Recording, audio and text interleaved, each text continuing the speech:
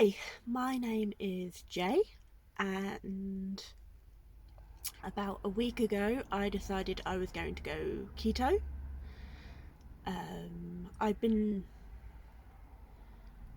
toying with what to do with my diet for a while. I knew I had to make some changes. Obviously, I am larger than I want to be. I've also started having issues with my blood pressure. I'm now on blood pressure meds. My cholesterol is high. So yeah, generally health-wise, I'm not doing the best.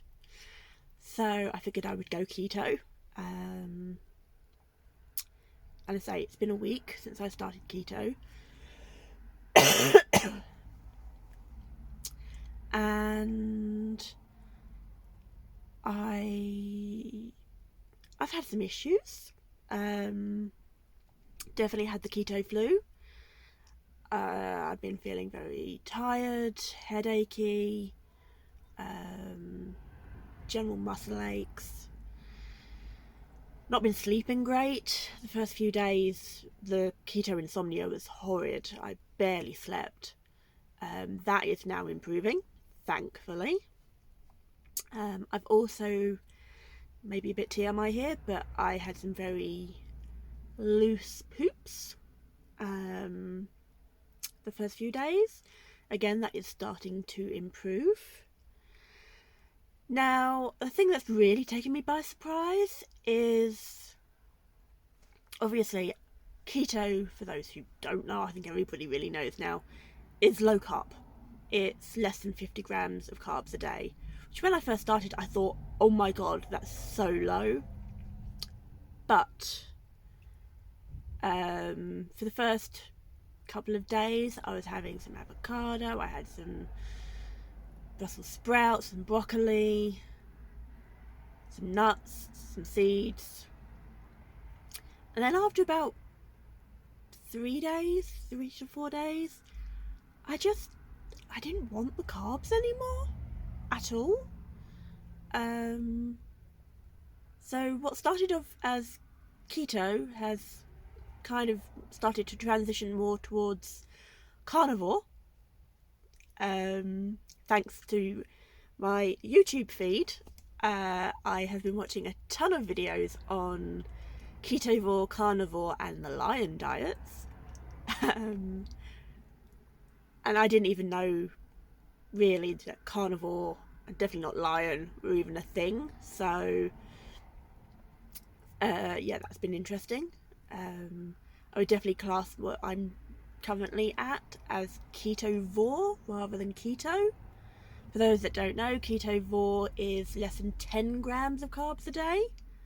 So it's sort of a step between keto and full carnivore. Obviously, we all know what a carnivore is. It's a meat eater.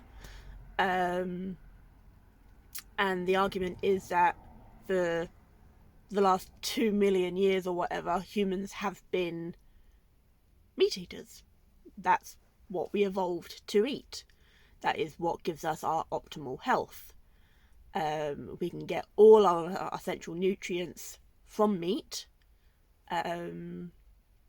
Obviously on carnivore you can also have fish, seafood, eggs, dairy if you can tolerate it. So yeah, it's basically, it's been coined as the proper human diet. Humans evolved eating a lot of protein and a lot of fat.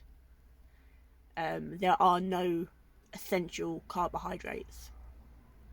We can get all our vitamins, all our minerals from meat.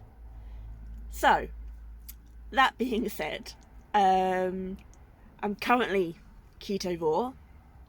I'm going to sort of try and transition into fully carnivore over the next, I want to say few weeks, but as I've gone from standard diet to ketovore in a week, who knows? I don't think I'll go for lion, because lion is just ruminant meat. So cow, sheep, bison, elk, goat, I'm guessing, and water. That is it on the lion diet. So maybe one day, or at least give it a try for a short window. This is basically the ultimate in elimination diets because you're cutting out everything. So yeah, until now I have been dairy free. Been using a lot of almond milk and shit, which you can't have on Carnivore because it's, from almonds. So I am trying to reintroduce very, very slowly actual dairy. I had some goat cheese the other day and didn't seem to react. I know goat and sheep cheese are generally less problematic if you have issues with dairy.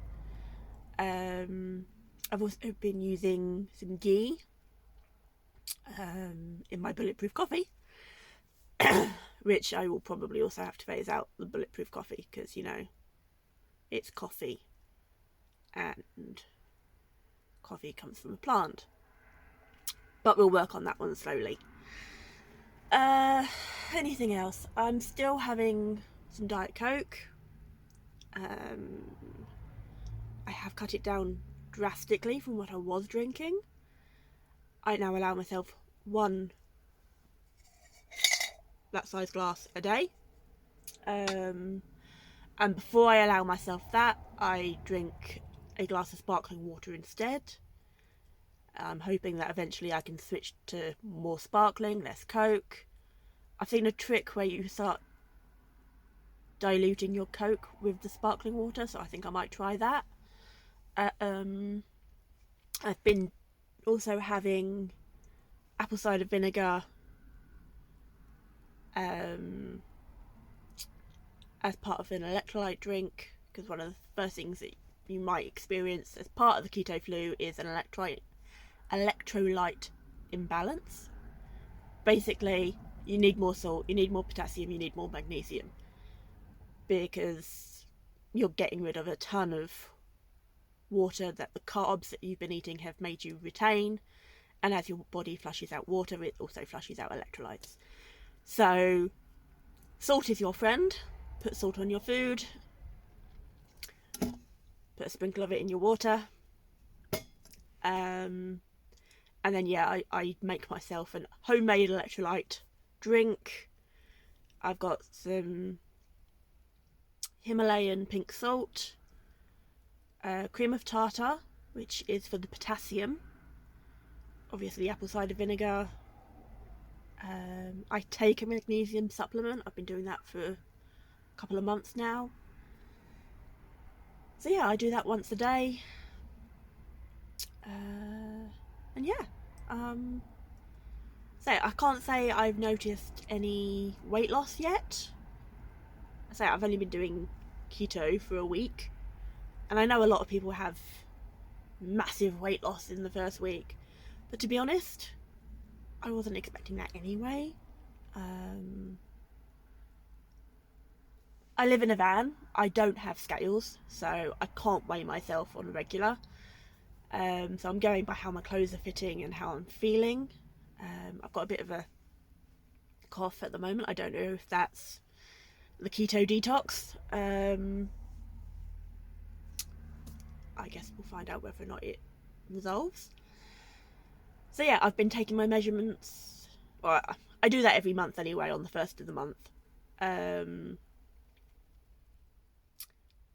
And progress photos. So I'm hoping that between the 1st of March and in a couple of weeks on the 1st of April, I'm hoping I will see a change there.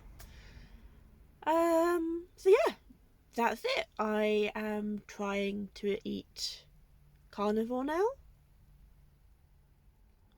I am going to give myself a little bit more leeway for the next week or two and try and be just ketovore. Mostly because I've got berries to use up. I don't want to just throw them, so I might just have a few berries every other day or so. just to wean me down, I guess.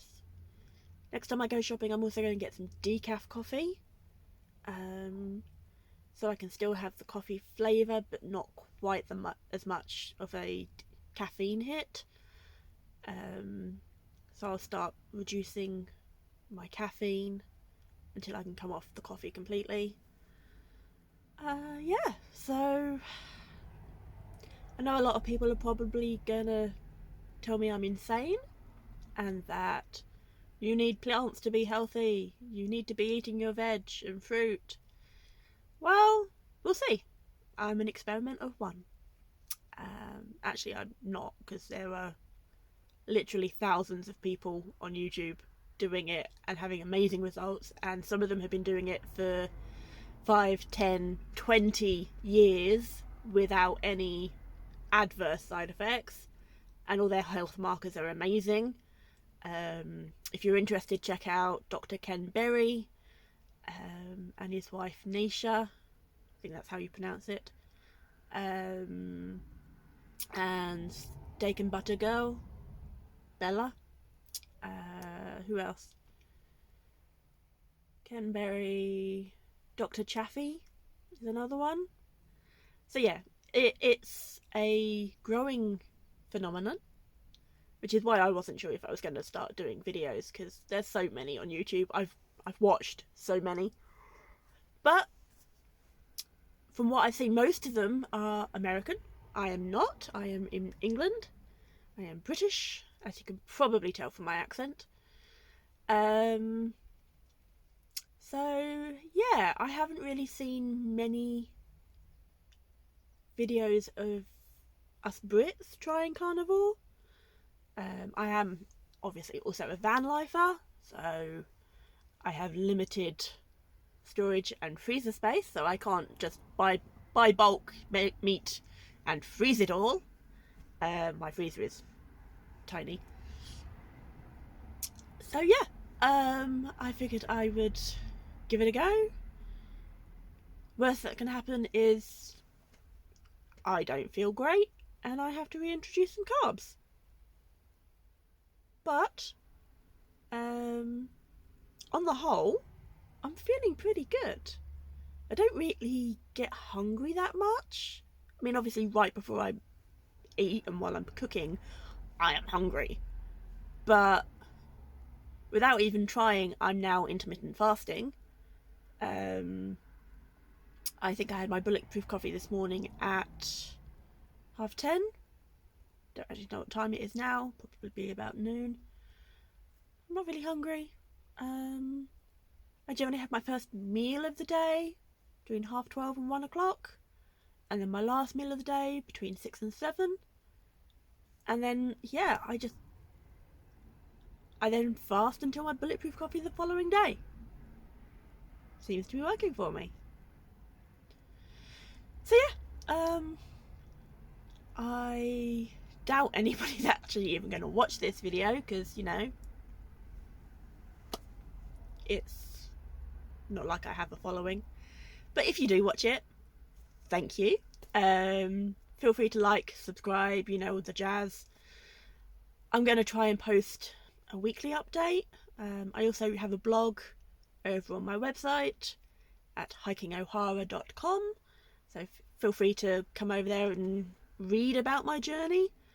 I'm much more comfortable typing than I am talking to a camera. As you can tell, I have a lisp and it makes me very self-conscious on camera. But what the hell? We're here, we're trying. Just a disclaimer, I'm not a doctor, I'm not any kind of medical professional. Just if you're in doubt, talk to your doctors.